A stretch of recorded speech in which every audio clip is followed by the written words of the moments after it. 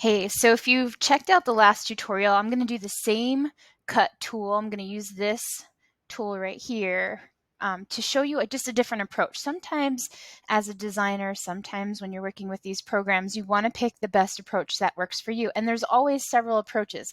And even though I show you this approach, I still might know or be able to look at another approach. So the idea is I want these people that are watching TV right now to be watching this Peanuts Christmas movie.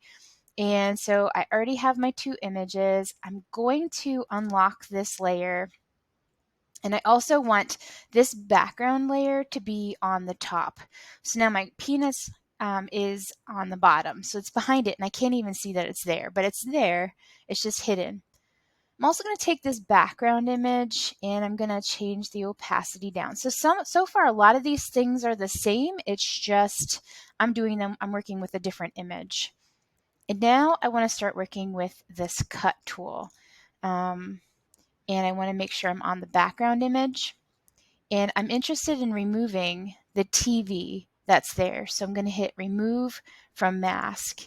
And I'm going to jump up the size of my brush a little bit. And I'm going to start taking away some of this image so I can see the peanuts underneath. And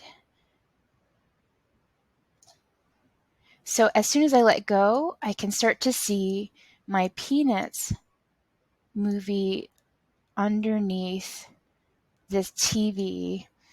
And now I want to zoom in on this a little bit so I can get this. I also want to take my brush down. So this is the same thing as I did before, but instead of editing the Peanuts movie, I'm creating a mask over the TV. And this just seems to maybe work a little bit better. So there's a couple of different approaches, and there's always ways of thinking around everything, and that's just part of working with these programs, working with image manipulation tools such as Pixlr or Photoshop. So I'm going to zoom out and I lied. I'm going to zoom in, try to get this a little bit better down here. Sometimes a smaller brush is helpful. And again, I try to make very short tutorials, so I'm not going to be too picky about it. And that looks like I should edit it out, but that's actually just a bow on the wreath, so I'm not going to worry about that. Got a little to do down here. And I just want to check it out at this point. So I'm going to take off the hint and I'm going to zoom out. And I'm going to click on my arrange tool so I can see the overall.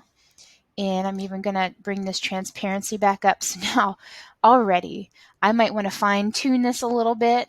It's still a little choppy down here, a little weird around the edges. I might want to get a smaller brush to start messing with that. One more thing before I leave you go, I'm going to keep working on this in the meantime. When I'm messing with some of these images, I have this tool sometimes when I'm playing with the brush to get these details down here. It helps to change the softness of the brush too. That way it blends in a little bit better with parts that are around it. I'm going to take away this right here. So I just changed the softness of the brush, made it a little bit softer.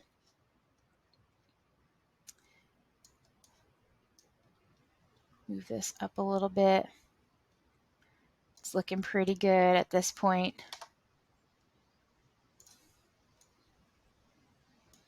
Oop, wrong tool. You got to remember what tool you're using too. That's important.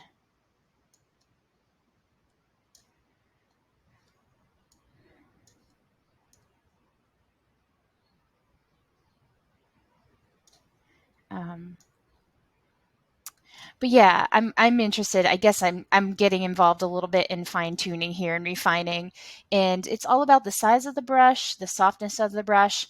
Again, I'm on this brush tool. I'm on this cut tool, brush tool, and do I need to take from the picture or remove, add to the picture or remove from the picture? And that's all. So I just wanted to show you both approaches because there's always more than one approach to working out a problem, and you got to figure out which one is a little bit more easier on your levels. That's part of the challenge there when you're working with these different tools.